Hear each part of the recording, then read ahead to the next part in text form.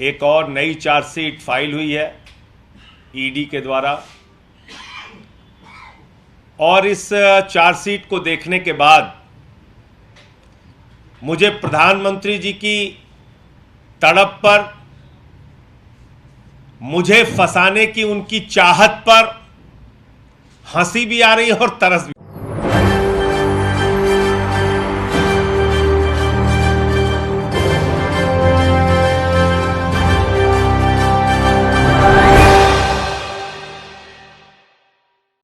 नमस्कार, SPN9 news देख रहे हैं आप। आपके साथ मैं हूं मानसी जायसवाल।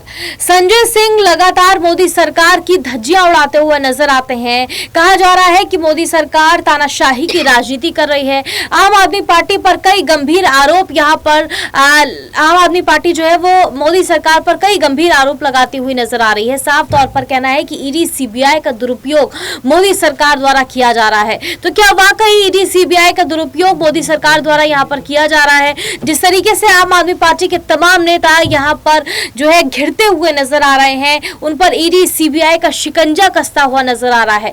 तो क्या संजय सिंह यहां पर बड़ा आरोप लगाते हुए नजर आ रहे हैं ईडी सीबीआई को लेकर के? तो क्या मोदी की ही यहां पर फाइलें खुलती हुई नजर आएंगी? मोदी का झूठ सबके सामने आता हुआ नजर आएगा? संजय सिंह ने साफ तौर पर कहा है कि अगर ये बात जाहिर हो जाती है कि प्रधानमंत्री नरेंद्र मोदी की डिग्री फर्जी है तो साफ तौर पर यहाँ पर प्रधानमंत्री नरेंद्र मोदी की मुश्किलें बढ़ती हुई नजर आएंगी, उनकी संसद सदस्यता उनसे छीन ली जाएगी। इसके अलावा ईडी सीबीआई का शिकंजा लगातार आम आदमी पार्टी पर कसता हुआ नजर आ रहा है और लगातार इस पूरे मुद्दे पर सियासत गरमाती हुई नजर आ रही है। बहरहाल संजय सिंह ईडी सीबीआई को लेकर मोदी सरकार पर किस तरीके से हमला बोल रहे हैं, सुनिए। एक और नई चार्जशीट फाइल हुई है ईडी के द्वारा और इस चार्जशीट को देखने के बाद मुझे प्रधानमंत्री जी की तड़प पर, मुझे फंसाने की उनकी चाहत पर हंसी भी आ रही है और तरस भी आ रहा है। और उनकी तड़प, उनकी मुझे फंसाने की परेशानी को देखकर मुझे ऐसा लगता है कि प्रधानमंत्री जी आप तड़पो मत। इतना ही ज्यादा अगर मुझे फंसाने का आपने ठान लिया है अपने मन में तो एक फोन करके बता दो कि भाई मुझे कुछ मिल तो नहीं रहा है तुम्हारे खिलाफ, लेकिन मुझे तुम्हें जेल भेजना है, भेज दो जेल, हम चले जाएंगे जेल। लेकिन ऐसी झूठी कहानियां बना के अपने आप को देश के सामने उजागर मत करो प्रधानमंत्री जी। आपकी संस्था ईडी को कॉमेडी सर्कस मत बनाओ। मजाक बन गया ईडी और ईडी की जांच, और मैं भी सिलसिलेवार करके आपके सामने बताऊंगा। आपको याद होगा पार्लियामेंट में मैंने ईडी के खिलाफ आवाज उठाई कि ईडी का मिसयूज होता है, ईडी का दुरुपयोग होता है। उसके बाद प्रिविलेज कमेटी की नोटिस मुझे मिली, वो प्रिविलेज कमेटी की नोटिस का मैंने जवाब दिया है और वहां पर मैं प्रिविलेज कमेटी जब बुलाएगी मैं जाऊंगा भी। उसके बाद मेरा नाम चार्जशीट में गलत ढंग से शामिल किया गया तो मैंने ईडी को नोटिस भेजा डिफेमेशन का। फिर उन्होंने मुझसे गलती मानी कि साहब गलती से लिखना था राहुल सिंह, लिख दिया संजय सिंह। अब उनको अपनी बेइज्जती बर्दाश्त नहीं हो रही है। इतिहास में पहली बार ईडी को अपनी गलती माननी पड़ी, यह बर्दाश्त नहीं हो रहा है। तो आज उन्होंने क्या करिश्मा किया? उन्होंने भारतीय जनता पार्टी का एक नेता जो बीजेपी की टिकट पे चुनाव लड़ चुका है, अमित अरोड़ा, जिसने अपना खुद भाजपाइयों से एक फर्जी स्टिंग करवाया और उस स्टिंग को जारी किया, बीजेपी वालों ने उसके फर्जी स्टिंग को लेके प्रेस कॉन्फ्रेंस की, उससे एक बयान मेरे खिलाफ दिलवाया।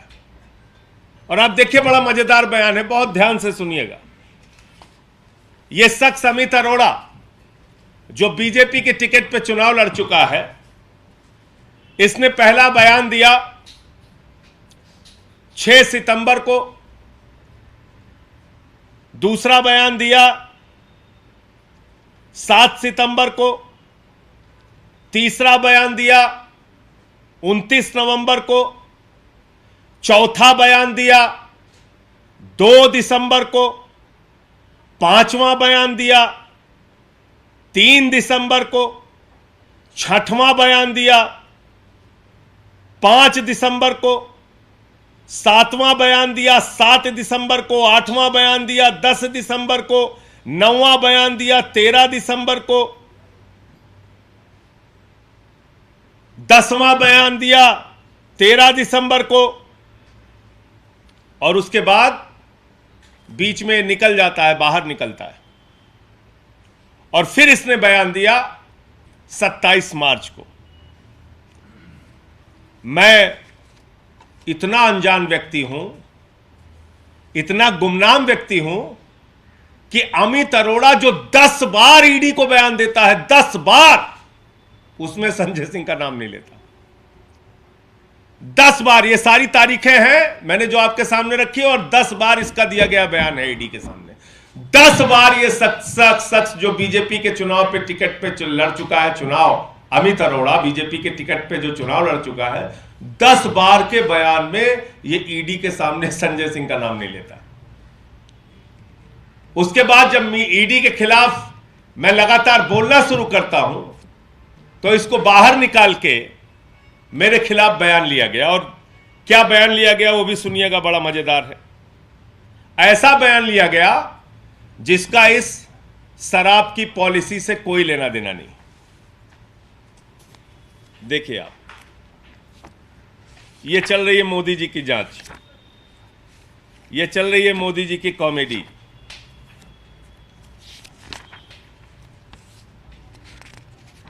ये अमित अरोड़ा कह रहा है कि 2020 जून में जब ये शराब की पॉलिसी कहीं आई गई, इसका नाम ही नहीं था, कहीं दूर दूर तक इसका कोई लेना देना नहीं था। 2020 जून में इसने कोई एमयू साइन किया। विवेक त्यागी, अजीत त्यागी, सर्वेश मिश्रा उस मीटिंग में थे।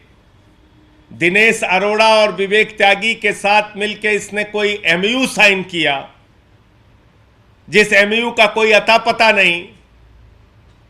फिर कहता है कि मनीष सिसोदिया और दिनेश अरोड़ा, मनीष सिसोदिया से मिलने में संजय सिंह के साथ, दिनेश अरोड़ा के साथ मनीष सिसोदिया से मिलने में गया, संजय सिंह भी उस मीटिंग में मौजूद थे। ये 2 बयान इसका आता है। फिर कहता है कि साहब जो पॉलिसी, जो जिस चीज के लिए हमने एमयू साइन किया था, वो लाइन बड़ी इंटरेस्टिंग है। कहता है कि दरअसल वो जो एमयू साइन किया था वो पॉलिसी आई नहीं। इसमें लास्ट में लिख रहा है, however this policy change did not take place since the policy of 2021 did not come and the old policy of 1920 was extended. Meanwhile, work on the new policy of 21-22 started. तो ये कह रहा है कि एक एमयू साइन हुआ, सब कुछ हुआ, लेकिन क्योंकि वो पॉलिसी आई नहीं, इसलिए उस एमयू पे कोई काम भी नहीं हुआ। ये इनका बयान है। इस तरीके से इन्वेस्टिगेशन चल रहा है, इस तरीके से जांच चल रही है। अब और मजेदार बात सुनिए। 27 मार्च को इस व्यक्ति का बयान लिया गया। याद रखिएगा, 10 बार में इसको संजय सिंह का नाम याद नहीं आया, विवेक त्यागी का भी नाम याद नहीं आया, अजीत त्यागी और सर्वेश मिश्रा का भी नाम 10 बार की पूछताछ में याद नहीं आया। हमारे किसी सहयोगी का नाम याद नहीं आया, मेरा नाम याद नहीं आया, मेरे साथ ये मनीष सिसोदिया से मिलने गया था, ये बात भी याद नहीं आई। 10 बार इससे पूछताछ हुई। मैंने सारी तारीख बता दी। जो व्यक्ति है 9 अप्रैल को उससे पूछा जाता है कि क्या कोई आपकी मीटिंग हुई थी संजय सिंह और मनीष सिसोदिया के साथ? तो दिनेश अरोड़ा कह रहा है नो, नेवर। इससे पूछ रहे हैं कि have you ever met Manish Sisodia at his residence with Amit Arora? ये 9 अप्रैल को पूछा जा रहा है। 27 को अमित अरोड़ा का बयान है और 9 अप्रैल को इनसे पूछा जा रहा है कि have you ever met Manish Sisodia at his residence with Amit Arora? ये दिनेश अरोड़ा से पूछा गया 9 अप्रैल को, तो वो कह रहा है नो नेवर। ये भी इसी बयान में लिखा हुआ है।